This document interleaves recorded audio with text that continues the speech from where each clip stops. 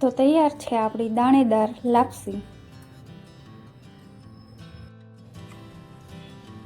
આજે બનાવીશું આપણે લાપસી, જેનું આપણે પરફેક્ટ માપ છે કે 1 વાટકી આપણે ઘઉંનો જે જાડો કરકરો લોટ હોય છે એ લીધો છે, જે રોટલી કરતાં થોડુંક ભાખરીનો એટલે કે જાડો હોય છે એ લીધો છે, 1 વાટકી છે। અને એનાથી અડધું પાણી, અડધા કરતાં વધારે પાણી લઈશું। અને એ જ વાટકીના માપમાં આપણે અડધી વાટકી ઘી લઈશું અને અડધાથી અડધો ગોળ લઈશું આપણે। પછી સ્વીટનેસ પ્રમાણે તમે વધારે પણ લઈ શકો છો। એટલે આ આપણું પરફેક્ટ માપ છે લાપસી માટેનું। હવે આપણે એક પેનને ગરમ કરી લઈશું, એમાં આપણે જાડો કરકરો લોટ છે એને આપણે શેકી લઈશું।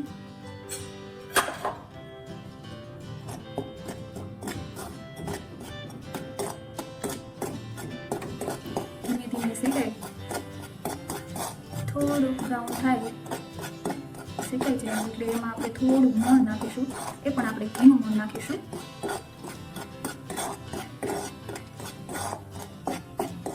બધા શેક્યા વગર પણ કરે છે, જો આ રીતે આપણે શેકીએ તો લાપસીમાં જે આપણે કાચો લોટ લાગે એને લાગતો નથી।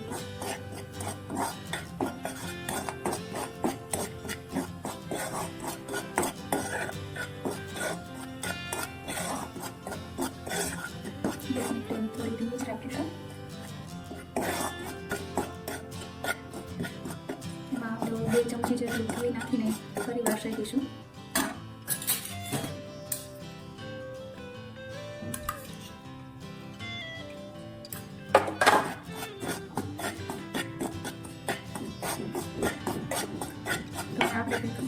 જે મોણ આપીએ રોટલી પર, તો એ રીતે ધીમી મોણ નાખીને પણ શેકી શકો છો।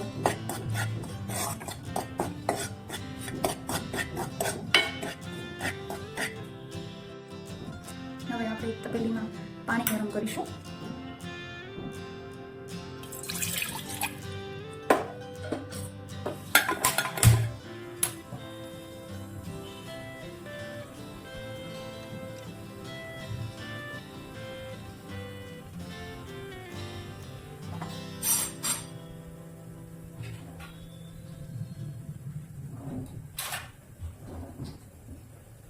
પાણી સહેજ ગરમ થઈ જાય એટલે આપણે તેમાં ગોળ નાખીશું।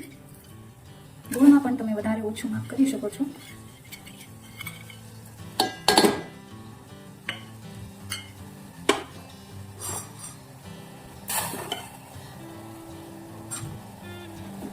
ગોળને સારી રીતે આપણે ઉગાડી લઈશું, થોડી વાર માટે એને ઉકળવા દેવાનું છે।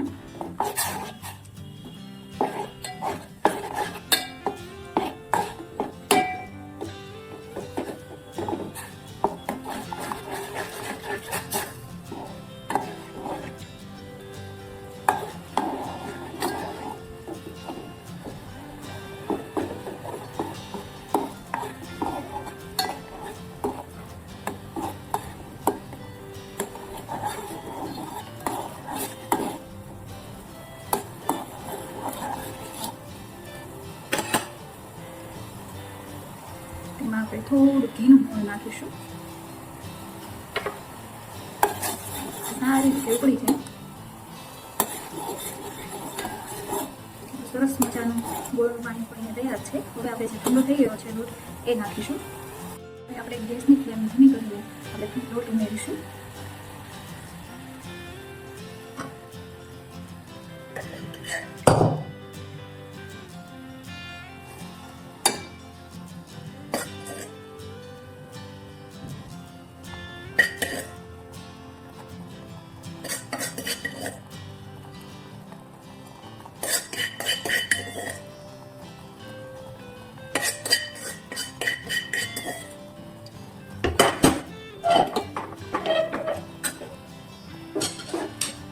હવે આને આપણે હલાવવાનું નથી, પ્રોપર ફેલાવીને પછી વચ્ચે આપણે વેલણના મદદથી ઘાણા પાડી દઈશું, જેથી અંદરનું જે પાણી છે ગોળનું એ બધું સારી રીતે મિક્સ થઈ જાય, બફાઈ જાય એ માટે।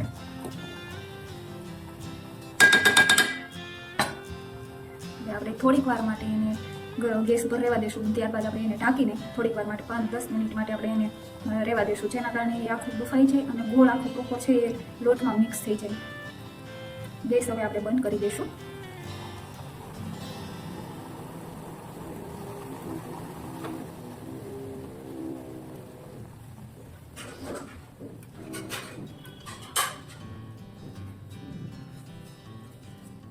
હવે આપણે ઢાંકીને એને 5-10 મિનિટ માટે રેસ્ટ આપીશું.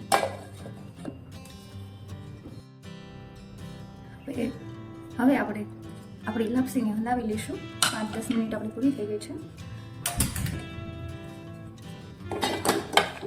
સારી રીતે એને મિક્સ કરી લઈશું. આ રીતે તમે જુઓ છો સરસ મજાની મોકળી થઈ ગઈ છે.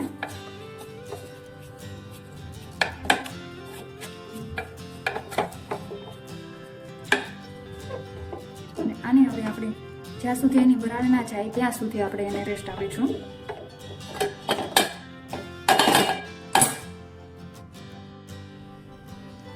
તમે જોઈ રહ્યા છો કે વરાળ નીકળ્યા બાદ એકદમ સરસ મોકળી લાપસી તૈયાર છે. હવે આપણે એને ઘીમાં તળી લઈશું.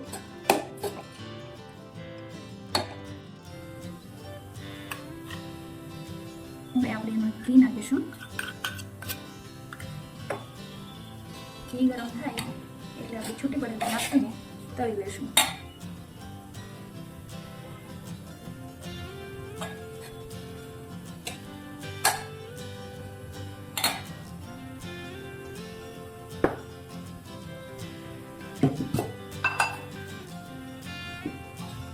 ઘી આપણું ગરમ થઈ ગયું છે.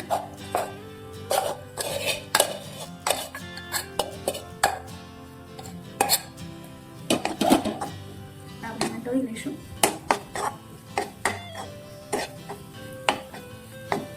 જો એને તમારે વધારે દાણાદાર કે બનાવવું હોય તો તમે ખાંડ નાખી શકો છો. જે આપણે દહીં ન હોય એ આખી ખાંડ આપણે નાખીએ છીએ. એનાથી જેમ જેમ તળતા જશું તેમ એ કણીદાર બનતી જશે.